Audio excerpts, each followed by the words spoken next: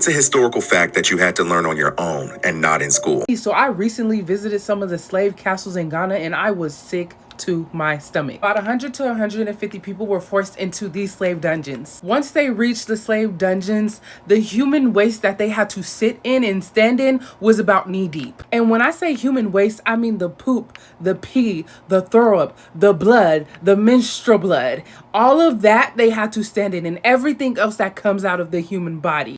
Not only that, they had to breathe in and inhale all of those toxins because there was no ventilation in those dungeons. Mind you, they weren't just sitting in there for days or maybe weeks. They were sitting in there for up to 3 months straight. The conditions were so bad that even as I stood there hundreds of years later, I can still smell the human waste. I mean, I was sick to my stomach. Y'all, was people up in there coughing. Those tiny little lines up there, those are not carvings done by an object. Those were done by people's nails digging into the stone wall because they were trying to desperately escape the death dungeon. Men who fought back were put into those death dungeons. And let's say they put about 10 of those men in that death dungeon. They wouldn't pull out the dead bodies until the last person died. That skull and that X represented death. It meant once you went in there, you were not coming back out alive. And also, there were churches built up over these slave dungeons, and as women and men were screaming,